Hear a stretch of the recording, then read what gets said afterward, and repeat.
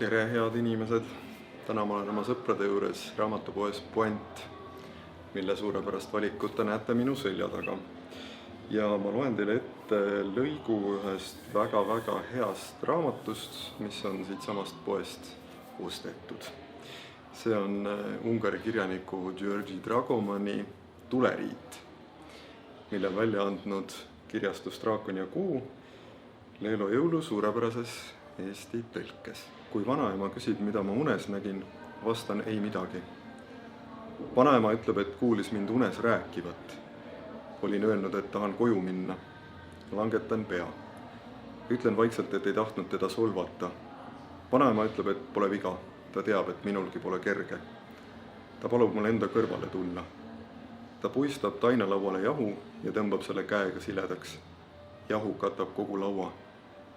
Ta käsib mul tähele panna ja jälgida, mida ta teeb. Samal ajal tõmbab ta jahusse nimetissõrmega joone. Ootab õige väheke, kustutab selle siis kohe ära. Ütleb, et nüüd on minu kord, pean selle uuesti joonistama. Pistan sõrme jahu sisse ja tõmban üle laua. See sarnaneb vanaema tehtud joonega, aga ei ole täpselt samasugune. Vanaema ütleb, et see ei sobi ja kustutab ära. Pean uuesti proovima.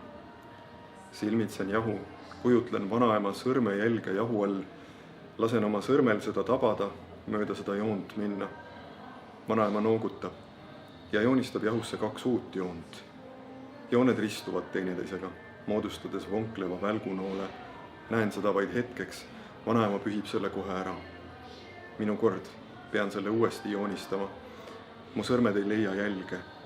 Vanaema küsib, mis on, kas oled pime ja ei näinud, mida ma tegin. Ütlen, et ma ei ole pime, nägin, aga unustasin. Vanaema ütleb, et see oli just praegu, ma ei saanud unustada. Ta käsib mul mõelda, käsib meelde tuletada. Silmitsen jahu, mõtlen tema liigutustele, tema käsivarre, randme, käe ja sõrmede liikumisele. Pistan ka käe samamoodi jahusse, liigutan ka käsivart samamoodi. Mu sõrmede alt ilmub välja välgunool. Vanaema ütleb, eks ole. Muidugi ma mäletan. Ta kustutab noole ära, nüüd ei joonistada enam sirgeid jooni, vaid ringe, spiraale, omavahel põimuvaid mustreid, linde, kalu, kasse, lilli, suure puu, leeke. Ta kustutab kõik joonistused ära, mina joonistan kõik järele. Ta ütleb, et hästi tehtud, aga nüüd tuleb raske osa. Ta joonistab jahu sisse ühe näo, tunnen selle ära, vanaisa. Vanaema kustutab selle ära ja ütleb, et joonistaksin selle uuesti. Proovin, ei õnnestu. Nina satub valesse kohta, suu satub valesse kohta, silmad on teineteisest liiga kaugel. Vanaema kustutab pildi ära ja käsib mul veel kord proovida. Ta ei joonista uuesti. Proovin veel. Jälle ei tule välja. Vanaema ütleb uuesti. Proovin, aga saan juba liigutuse pealt aru, et ei tule välja.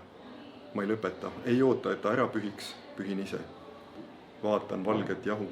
Mu käsi liigub, surun sõrmed jahusse. Surun kõvasti vastu tainalauda, et tunneksin sõrme otste all sileda puupinna süüd. Tahan, et oleks valus. Tahan, et küüs jätaks puusse jälje, kraabiks igaveseks ja kustumatult sisse selle, mis mu sõrmede alt tuleb.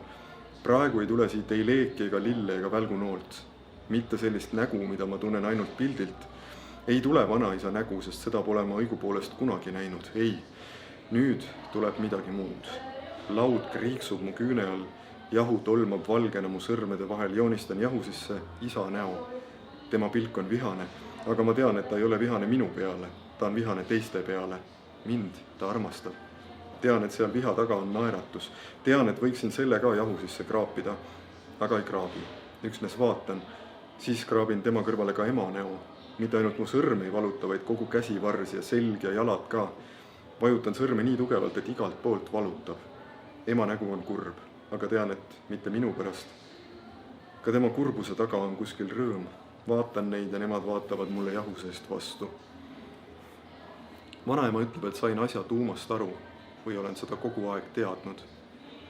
Valu aitab mäletada, aga nii, et me siiski ei mäleta ainult valu, vaid kõike, sest peab mäletama kõike, sest on ainult see, mida me mäletame. Ja seda, mille me ära unustame, ei ole enam. See kaob minevikust, kaob maailmast. Ta koputab vastu tainalauda. tema sõrmus põrkab vastu lauaplaadi serva, see paneb jahu lainetama, näod kaovad ja jahu on jälle sile. Vanaema ütleb, et ma teaksin, unustada on lihtne. Võib-olla ma usun, et mina ei unusta mitte kunagi mitte midagi, et mäletan alati ja kõike, aga see ei ole nii. Ka kõige olulisemaid asju on võimalik unustada, parimaid asju ja halvimaid asju, suurimat valu ja suurimat rõõmu, kõike. Ta vaatab mulle silma, ütleb, et unustamine on nagu needus, mis istub igaühe turjal, nii minu turjal kui ka tema turjal, ainult et tema turjal on see juba palju raskem. Kord, kui ta veel noor oli, tundis ta nii tohutut kurbust, et pidi selle kätte surema ja unustas kõik, mis temaga seni oli juhtunud. Siis õpetas vanaisa ta uuesti mäletama. Ja olgu mulle teadmiseks, et pärast vanaisa surma ärkas ta ühel hommikul selle peale, et see juhtus temaga ka teist korda. Ta unustas jälle kõik, aga mitte ainult vanad asjad, vaid ka uued. Kõik.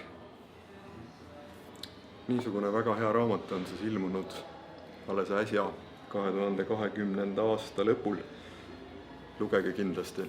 Väike hoiatus ka, see on selline raamat, mis imeb teid sisse, kui te lugema hakkate. Aga ma arvan, et see on ju pigem hea. Ma tänan teid ja loodan teiega kohtuda nädala pärast.